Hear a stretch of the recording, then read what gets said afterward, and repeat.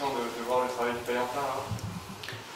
Oui, évidemment, le contexte du match, la façon dont les joueurs l'ont gagné. Alors il y a l'aspect que vous suiviez sur l'état d'esprit qu'il y a dans ce groupe.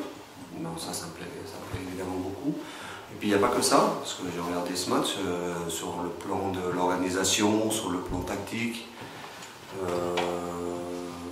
notamment dans l'utilisation du ballon. Alors on a eu, chaque fois qu'on a pu le faire, on est bien ressorti, donc je trouve que ça aussi c'est très très intéressant.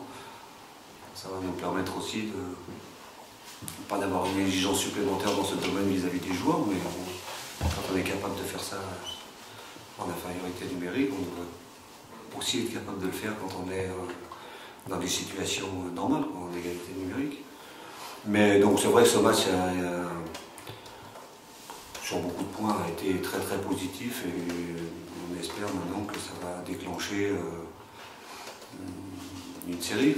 Parce que bon, je vais anticiper les questions d'après sur le match qui vient samedi, mais notre objectif c'est d'enchaîner, évidemment. Ce match-là, justement, il est particulier. Est-ce que déjà vous le considérez comme un derby? Je pose la question. Est-ce qu'il y a un supplément de, je sais pas, de pression, d'envie parce que c'est Rodez? Non, en tout cas, moi, je ne vais pas présenter le match aux joueurs comme ça.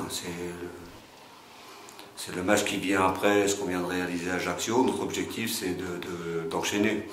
Après, il y a la notion de derby. Alors évidemment, tout le monde en a parlé. Après, vous savez ce que c'est que le derby. Il ne va pas y avoir de public. Un derby, c'est passionnant, ça peut être stressant quand il y a des stades pleins, quand il y a des supporters adverses, quand il y a tous les ingrédients qui font la beauté des derbys. Bon, la conjoncture actuelle fait que ça va être enfin pour nous en tout cas, un match comme un autre. Il ne va pas y avoir un surplus de motivation parce que c'est présenté comme un derby. Nous, notre objectif dans ce match, c'est d'enchaîner et de réussir une prestation même supérieure à ce qu'on a fait auparavant. On doit toujours se projeter et se mettre dans des situations de progression par rapport à ce qu'on a fait. Alors c'est ce que j'ai dit aussi aux joueurs. On a des atouts aujourd'hui qu'on n'avait pas avant, mais c'est normal, dans le foot il faut du temps pour construire les choses. Les joueurs ont fait beaucoup d'efforts, ils sont déjà arrivés à faire en sorte qu'on oublie le fait qu'ils n'aient pas gagné pendant presque un an. On m'a dit qu'à Ajaccio ça faisait 1 an et demi, c'est ça, hein, qu'il n'y avait pas une victoire à l'extérieur. Donc tout ça c'est des petits éléments qui c'est à mettre à leur crédit, je le rappelle. Hein, pas tous les jours, mais j'ai souligné ça avec eux. C'est grâce à leur travail. Quand on se remémore d'où on est parti, la situation dans laquelle on était, avec toutes les composantes que vous connaissez, je ne veux pas y revenir. Voilà, aujourd'hui, on est là, il y a un groupe, il y a une équipe qui vit bien ensemble, qui le montre sur le terrain, qui démontre des valeurs déjà de solidarité importantes, un état d'esprit, ça c'est quelque chose qui me tient beaucoup à cœur. Et puis aussi, je trouve qu'on est de mieux en mieux dans le jeu, il y a des affinités qui commencent à se faire sentir entre les joueurs. Bon, donc voilà. Mais bon, ce qu'on a fait avant, à la limite, ça compte pas. Ce qui compte, c'est ce qui vient, c'est le match.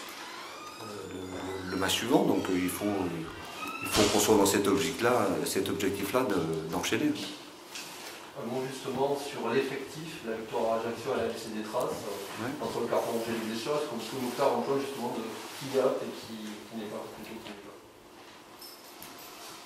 Ça fait partie de la vie d'une équipe. On est dans une situation un tout petit peu compliquée. Hein. Le match précédent, on avait des joueurs qui étaient suspendus, qui n'étaient pas là. Il nous en manquait 3. Là, sur ce match-là, Janis est suspendu. On a des joueurs qui sont blessés.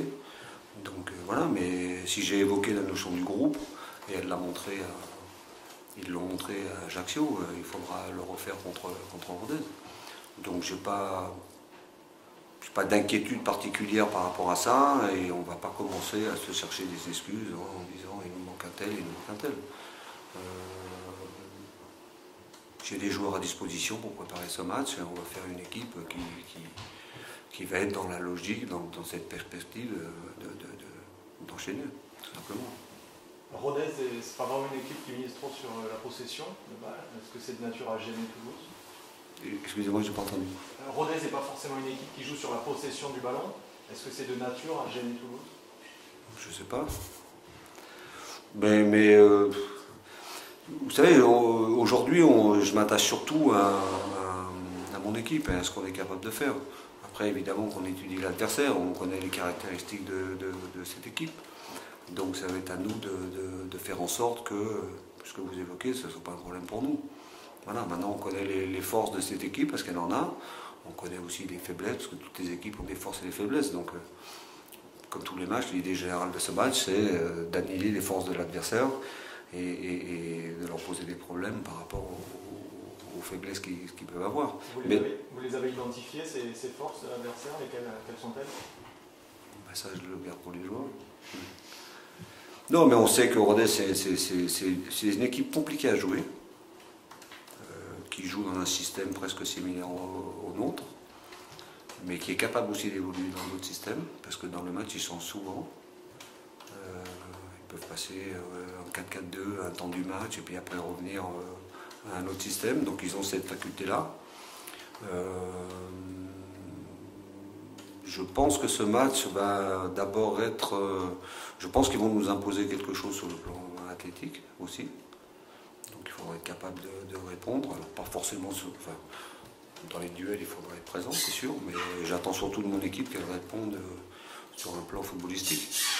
C'est pour ça que j'ai évoqué tout ce qu'on a été capable de faire avec le ballon. Il faudra qu'on soit très performant avec le ballon contre cette équipe-là.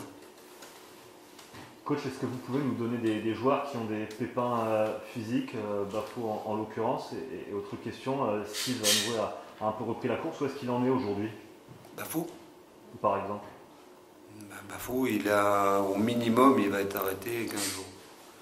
Donc j'ai lu quelque part, parce qu'au départ c'est vrai que c'est les premiers chiffres qui avaient été donnés, on parlait de 6 semaines, mais il a repris l'entraînement, il peut s'entraîner évidemment tout seul pendant une quinzaine de jours. Donc il va avoir un programme particulier et après il pourra jouer avec une protection. Donc voilà, mais ça par exemple c'est quelque chose...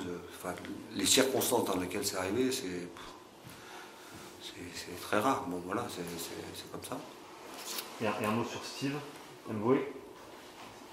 Steve Moué? Oui, absolument. Où est-ce qu'il en est aujourd'hui? Il est il est en reprise, mais lui pour un petit moment encore. Hein. Mais déjà, ce matin, il a couru à une vitesse supérieure à ce qu'il faisait avant. Après, il faut lui laisser du temps. Il y en a encore pour un petit moment. Après, concernant les autres, Bayo, par exemple, je pense que c'est moins... Enfin, je suis sûr, c'est moins grave que prévu. Donc, il est possible qu'on le récupère pour un bien. Et puis qu'il y en a d'autres. C'est déjà bien. Ouais, c'est bien. Brecht, Jagereux sera là samedi. Brecht, il sera là pour le match. Voilà, il a un souci à l'épaule, il a été soigné, il a eu un entraînement individualisé. Aujourd'hui, il a repris avec le groupe. Mais bon, c'était pas. Mais tout de suite après, on a fait des examens évidemment pour confirmer ça, mais c'était plus musculaire qu'autre chose. Donc, je pense que ça va aller. Au niveau des attaquants, Bayo est blessé et Artiste est suspendu. C'était jusqu'à présent plutôt les deux titulaires au poste. Est-ce que ça va te faire réorganiser le système ou est-ce que tu comptes mettre en l'occurrence les deux autres, Ilé et Coloris en même temps, et est-ce qu'ils sont compatibles justement? Déjà, je peux vous confirmer qu'il y aura des attaquants qui vont jouer. Non, mais c'est ce que j'ai dit avant. Je vais dans le groupe, j'ai d'autres attaquants, donc ça va être à eux de montrer des choses. Surtout, ce que j'attends d'eux, c'est qu'ils se fondent dans ce collectif et qu'ils soient dans le même état d'esprit que ce que par exemple Janis et Bayo avaient fait.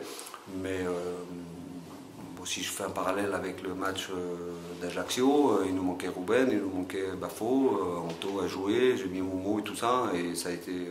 Enfin, Momo a joué un poste qui n'était pas le sien, même s'il avait déjà évolué à ce poste-là quelques fois, et ça a très bien fonctionné, donc je n'ai pas d'inquiétude particulière par rapport à ça. Bon, après, le groupe n'est pas encore fait, donc Habituellement, je le fais le jeudi soir, mais là, on va attendre demain. Pour une raison très simple, je ne vais pas vous cacher, j'attends les résultats des tests PCR parce qu'on peut avoir des surprises. Donc voilà, mais j'ai pas Bon, c'est toujours gênant quand on perd des joueurs. Voilà, la suspension de Giannis me pose un problème d'abord pour lui, parce que voilà, il a pris 2 matchs. J'aurais préféré que ce soit 1 plus 1 avec sursis, mais bon, voilà, c'est comme ça. Et qu'il a quand même des qualités et cette capacité à prendre des espaces, à prendre. Voilà, donc. Qu'on n'aura pas, parce que dans les autres attaquants qu'on a, on n'a pas ce profil-là. C'est pratiquement le seul attaquant avec un profil comme ça. Mais bon, voilà, j'ai des possibilités, on a. Ici, c'était Koulou, ici, c'était Riss. Il y a Aaron aussi, qui est dans le groupe, qui a repris avec nous, donc il n'y a pas de. Je verrai ça demain matin. Je reviens aussi sur la notion de derby. Je comprends qu'elle ne soit pas prenante parce qu'il n'y a pas d'antécédent en fait, entre Toulouse et Rodez. Malgré tout, il y a quand même une rivalité régionale et de côté de Rodez, ils en parlent en tout cas. Eux, on a l'impression qu'ils sont motivés, d'autant plus que le stadium, c'était finalement leur terrain à domicile sur le début de saison dernière. On ne peut pas occulter le fait que de l'autre côté, ils aient une dimension supplémentaire, une volonté supplémentaire et peut-être dans l'agressivité aussi, parce que pour eux, il y a une suprématie régionale. Oui, mais c'est pas parce que nous on n'en parle pas qu'on va pas être motivé. Après, la motivation, ça veut dire quoi? Chaque joueur doit être motivé à chaque match qu'il joue. Après, pour eux, ça a peut-être une dimension supplémentaire, mais enfin, quand ils vont arriver là, la notion de derby, je ne sais pas où ils vont la trouver. Alors, après, je ne sais pas comment l'entraîneur adverse a préparé ce match. S'il a axé toute sa préparation là-dessus, bon, bah, après, c'est un choix. Moi, je vous explique juste comment j'ai acheté. Alors, c'est pas. Enfin, je ne voudrais pas que vous mépreniez sur mes propos. Moi, je m'inscris juste dans la logique de ma saison avec mes joueurs. Après, ça, je sais. Je lis aussi ce qui se dit à Rodez. Je sais tout ça. Mais voilà, chacun après prépare ses matchs comme ils l'entendent. Après, j'imagine aussi. Dans la motivation, il faut toujours faire attention à la motivation. Il faut toujours trouver un équilibre, c'est un mot que j'aime bien dans tous les domaines. Il faut être motivé, mais juste ce qu'il faut. La surmotivation, c'est pas toujours la garantie de faire des performances.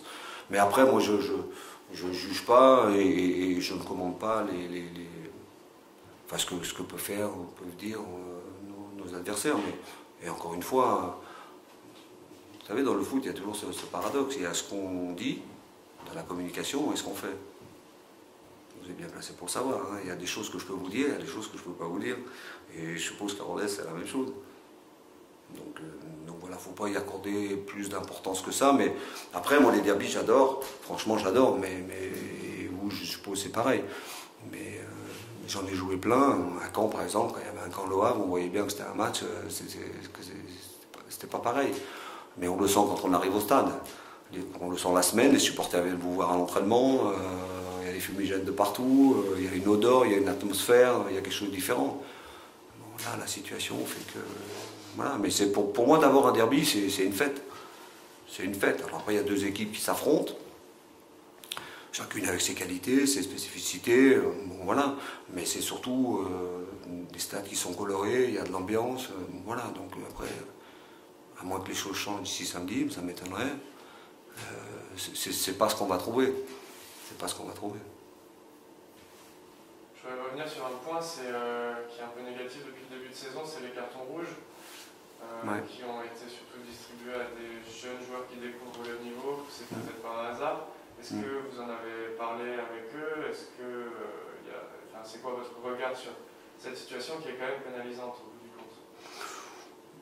On l'a évoqué, mais pas tant que ça. Hein. Où ça deviendra un problème, c'est si ça recommence. Ça fait pas mal déjà.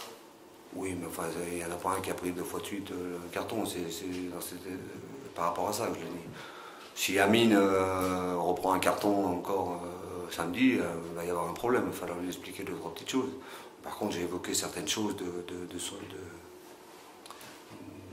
dans sa façon d'être, dans son jeu, dans ces choses-là. Après, je trouve que pour Amine, par exemple, c'est un carton qui est très sévère, qui est très très sévère. Pour Janis, je ne pense pas qu'il ait l'intention de faire mal. Après, lui, il explique qu'il a été poussé, mais après, on ne peut pas nier qu'il y a un geste quand même. Donc voilà, pour moi, ce n'est pas des cartons avec des agressions, avec des choses comme ça, c'est plutôt des faits de jeu qui dans la loi de l'arbitrage, est considéré comme gestes non maîtrisés. C'est plus des gestes non maîtrisés que des gestes méchants. Par contre, si ça venait à se reproduire chez les mêmes joueurs, c'est forcément quelque chose qu'il faudra évoquer, parce qu'on peut pas... Enfin, c'est compliqué de gagner les matchs chaque fois qu'il y en a un qui sort. Hein. J'aimerais que vous nous parliez un petit peu de Sting Sperings qui a fait sa première la semaine dernière. On ne l'avait pas vu arriver dans le 11 titulaire. C'est un petit peu la surprise du chef. Pourquoi vous l'avez titularisé? Quelles sont ses qualités? Les qualités, je pense que vous les avez vues à Ajaccio. C'est un garçon, déjà il peut jouer à tous les postes du milieu. Il adore jouer en sentinelle parce qu'il aime beaucoup avoir le jeu devant lui et il aime toucher le ballon, beaucoup. Après, sa qualité première, c'est que vous lui donnez un ballon, je vais être un peu... Vous lui donnez une merde, il vous redonne un truc hyper propre, quoi. Il joue vers l'avant, bon, c'est ce qui me plaît chez lui. Il est toujours disponible, on peut toujours sortir le ballon de derrière, on arrive toujours à le trouver. Et après, ce qui me plaît, c'est qu'il arrive même dans des situations avec des adversaires qui le pressent. Il fait en tout cas Ajaccio, il a fait que des bons joueurs. Voilà, donc sa présence nous amène une qualité technique au milieu qu'on n'avait pas. Et puis il est d'un calme, donc ça rejaillit aussi sur tout le monde. Je pense qu'un garçon comme Manu va beaucoup progresser à ses côtés. Alors il y a ça, je pense qu'il y a aussi, vous avez dû le remarquer, la montée en puissance de Brecht, qui commence sur le plan physique à pouvoir étaler toutes les qualités qu'il a, parce qu'il a de plus en plus la capacité à durer dans le match et à répéter les efforts. Donc c'est pas du tout les mêmes que Sting, ou Steng, je le prononce mal. Mais bon, sa faculté de percussion, il rentre dans la surface. Lui, il a plutôt un rôle dans le milieu, c'est un peu... il se comporte comme un patron, il parle beaucoup, il guide beaucoup les autres, et donc voilà, c'est important. Donc pour un jeune joueur, parce que Manu Koné c'est quand même un jeune joueur, il a ces deux garçons à côté, le calme avec une grosse qualité technique, et puis un garçon qui lui parle en permanence, qui le replace avec une grosse expérience, c'est Brecht. Donc je pense aussi que ça c'est de nature à faire progresser les jeunes. Mais pour revenir à Sting, quand il est rentré dans cette équipe, il a transformé notre jeu, et ce que j'ai évoqué avec vous là à l'instant, son calme a rejailli sur tout le monde. Hein. Quand Janis s'est expulsé, au bout de 7 minutes, moi j'ai pas senti une équipe déboussolée. Voilà, on a décidé de rester dans le même système, on est resté dans le même système, et puis après, Sting avec le ballon et Brecht par la parole et par son comportement ont été rassurés. Je trouve aussi qu'un garçon comme Kelvin, avec le brassard, a été top dans ce qu'il a donné aux joueurs, déjà dans sa performance individuelle, mais aussi dans ce qu'il a amené à l'équipe. Puis il y en a plein d'autres. Momo, voilà, moi j'ai une image en tête, quand Janis sort, Momo il le prend, pendant 20 secondes il lui parle, je ne sais pas ce qu'il lui a dit, mais je peux supposer qu'il lui a dit on va gagner le match pour toi, t'inquiète pas, machin. Enfin, il y avait une espèce de sérénité, bon, moi qui m'a beaucoup plu. Donc tout ça c'est des éléments qu'on doit, qui doivent nous permettre de faire des performances à la suite, donc chez nous. Et le fait qu'il tire le pénalty, justement, ça aussi, il vient d'arriver dans l'équipe, il prend de suite ses responsabilités. Ça c'était prévu ça. D'accord. Les pénaltys, à part quand un joueur prend une initiative qu'il ne devrait pas prendre, mais on a un tir au numéro 1, numéro 2, numéro 3. Et après c'est simple, le 1 est sur le terrain, il tire, s'il n'est pas sur le terrain c'est le 2, s'il n'est pas sur le terrain c'est le 3. Vous parliez de la sérénité, coach. Est-ce que d'une manière plus générale, et vous louez l'état d'esprit du groupe depuis le début de saison, est-ce que depuis cette victoire à Ajaccio, vous avez le sentiment que l'état d'esprit de l'équipe est encore meilleur, même si vous le disiez très bon depuis le début de saison, mais ça peut aussi être dans la concentration. Comment vous avez senti les joueurs mentalement cette semaine? Forcément. Alors cette semaine, elle était un tout petit peu particulière parce qu'on a changé un petit peu notre semaine du fait de la débauche d'énergie à Ajaccio. Donc on a plutôt fait une semaine à base de jeu. Ce que je sens, c'est beaucoup de confiance. La sérénité est toujours là et je sens qu'il y a beaucoup de confiance. Après, pour moi, c'est pas le match d'Ajaccio qui a fait basculer ou j'ai ressenti l'état d'esprit, ça fait un petit moment que je le ressens. Je pense que la véritable bascule, elle se fait contre Auxerre. C'est là qu'elle se fait. Parce que ce match était encore un match compliqué, on était mené, et là il s'est passé quelque chose. Et on a réussi à le gagner. Alors il y a eu ça. Après il y a eu un autre élément, j'ai beaucoup insisté là-dessus, ça a peut-être fait beaucoup rire, mais le vestiaire que j'ai vu après Auxerre, c'était un truc de fou. Mais c'était un truc de fou. Mais après, avec un peu de recul, on peut le comprendre. Des joueurs qui n'ont pas gagné pendant un an et qui gagnent. Donc, mais ça, c'est quelque chose de très fédérateur. Donc évidemment, on a parlé après. Et quelque part, chaque fois qu'on joue des matchs, je leur disais souvent ça. On est à la recherche de ce que vous avez ressenti après le match d'Auxerre. Notre objectif, c'est qu'après chaque match, le vestiaire il soit comme ça. A contrario, vous avez vécu pendant tellement de temps un vestiaire triste parce que vous aviez perdu, ou même quand on a commencé la saison, quand on a perdu les matchs, après Dunkerque, après Grenoble, vous n'en avez pas marre d'être comme ça, voilà, mais il y a une telle différence, donc voilà, on est à la recherche de ça. Donc l'état d'esprit, il s'est fabriqué depuis le premier jour où on est venu. Je vous le dis, il faut du temps, il faut apprendre à se connaître, voilà, mais après... Après, au fur et à mesure des matchs, quand on a commencé même à faire des matchs nuls, il ne faut pas oublier qu'on a joué quand même des grosses équipes depuis le début. Donc tout ça, mis bout à bout, plus certaines choses qui se règlent, à un moment donné aussi, le mercato s'arrête, donc il y a un groupe qui est là. Donc tout ça, c'est des petits éléments qui font qu'à un moment donné, on le sent. Sauf que pour que vous puissiez vous en rendre compte, même si j'entendais quand même... À l'extérieur, en règle générale, on disait il est en train de se passer quelque chose, quoi. Sauf qu'on ne gagnait pas. Donc pour valider les choses, il faut des victoires. Le foot, c'est comme ça. Donc nous, staff, on savait qu'à l'intérieur, il se passait quelque chose, mais on n'était pas récompensés. Donc le discours, c'était maintenant, il faut valider tout ça parce qu'on s'entende bien, qu'on soit bien ensemble et tout. Ok, c'est sympa, mais si on ne gagne pas les matchs, ça ne sert à rien. Donc aujourd'hui on est dans cette mouvance-là. Alors après, il ne faut pas se relâcher, il ne faut pas croire que c'est arrivé. Non, ça va être compliqué chaque match. C'est pour ça que je dis qu'on a des atouts quand même supplémentaires qu'on n'avait pas au départ. Et c'est normal. Mais après, tout le mérite en revient aux joueurs, c'est eux qui font ça. Parce que c'est eux qui avaient ça en eux, c'est eux qui avaient cette chape de plomb sur la tête. Voilà, et à chaque match qu'ils jouaient avant et qu'ils ont joué depuis que je suis arrivé, ils ne sont jamais rentrés sur le terrain pour perdre. Hein. Le premier match on perd, le deuxième match on perd, donc mais ils n'ont jamais baissé les bras, ils nous ont fait confiance aussi dans le discours qu'on leur tenait, et aujourd'hui on en est là. Donc après, notre objectif c'est après d'enchaîner. Les deux victoires que vous avez eues, ça a été avec des scénarios différents. Effectivement, contre Auxerre vous étiez mené avant de l'emporter, contre Ajaccio vous étiez en infériorité numérique. Est-ce que cette force de caractère, c'est quelque chose qui vous rassure, ou est-ce que vous aimeriez aujourd'hui arriver à avoir des victoires, entre guillemets, normales? Peut-être que le fruit de tout ça va faire qu'un jour on aura des victoires normales, j'espère, dès samedi. Non, mais c'est pas que ça me rassure, mais pour moi c'est la base du foot. Dans le foot, il y a plusieurs aspects, l'aspect technique, l'aspect tactique, l'aspect du jeu proprement dit. Mais ce qui fait la différence, c'est l'aspect psychologique, c'est la tête. C'est ça qui fait la différence. C'est toujours ça, le mental, ce qu'on appelle le mental. Ces joueurs ont un mental.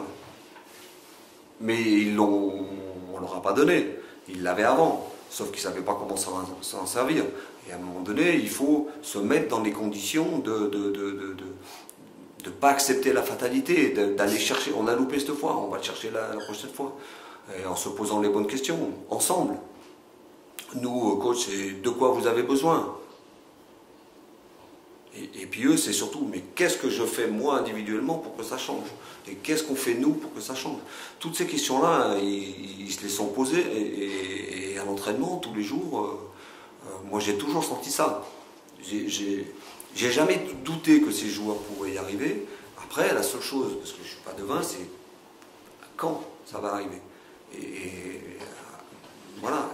Et quand le championnat a commencé, très honnêtement, on était dans cette mouvance-là, mais on n'était pas prêt sur le plan psychologique.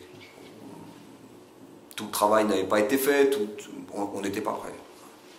Et il y a un moment donné où ça a changé, ça a basculé. Après, il ne faut pas se mentir, ça correspond aussi à un moment donné où le groupe a été formé, où le mercato s'est arrêté, donc voilà, c'est tant qu'il y a des incertitudes à droite, à gauche, avec des paramètres des fois qu'on peut maîtriser, des fois qu'on ne peut pas maîtriser. Mais en tout cas, de la part de tous, les mecs, ils n'ont pas lâché. Hein. Donc voilà, donc ça c'est une base sur laquelle on peut s'appuyer. Mais je leur dis toujours, si on perd ça, on est mort. Par contre, si on garde ça, on peut espérer faire des choses intéressantes. Dernière question. Oui, justement, par rapport au groupe, vous parliez de la fin du mercato, certains devaient partir, ils n'ont pas trouvé de club, ils sont toujours là. Est-ce qu'ils font toujours partie des potentiels dans une équipe ou... Mais oui. Oui, on peut voir Aaron et autres dans le 11 de départ, samedi par exemple. Oui, mais bien sûr. Mais après, j'ai eu des entretiens avec eux, on s'est expliqué, donc ça reste entre nous, je ne vais pas vous dire ce qu'on s'est dit. Après, moi j'ai été très clair, et avec eux individuellement, et dans le groupe. Et à partir du moment où les joueurs qui devaient partir, parce qu'ils ont souhaité partir, étaient là, ils vont être intégrés dans le groupe, ils font partie du groupe, ils sont à ma disposition. Par contre, on a fixé des règles, il y a des règles de vie dans ce groupe, il y a des règles tout court qui sont à la fois fixées par nous et que le groupe se fixe lui-même. Voilà. Et aujourd'hui, je pense que si un de ces joueurs-là sortait de ça, c'est même pas moi qui allais les enlever, c'est le groupe lui-même qui va les rejeter. Mais pour l'instant, ça se passe très très bien, il n'y a aucun souci. Hein. À partir du moment où... Voilà. Et d'autant plus que moi, j'ai pas fait de loft. Après, c'est toujours... je lis des choses qui me semblent... des fois, je me dis ou je m'exprime mal, ou alors c'est une volonté d'écrire des choses qui n'existent pas. Ils ont jamais été écartés du groupe. Jamais écartés du groupe. La seule chose, c'est que tant qu'ils étaient susceptibles de partir, ils ne jouaient pas avec nous. Ils s'entraînaient avec nous. Hein. Sauf que 2 jours avant le match, je faisais mon groupe et ils allaient jouer avec la réserve ou avec un autre groupe. Ça, c'est pas écarté du groupe. Écarté du groupe, c'est vous entraînez pas à la même heure, vous entraînez avec un autre entraîneur, vous ne faites plus partie du truc. Ça n'a jamais été ça. Après, ils sont là pour diverses raisons. Après, c'est à eux aussi de faire des choses et de montrer qu'ils peuvent postuler pour jouer dans l'équipe. Mais moi, j'ai aucun problème avec ça.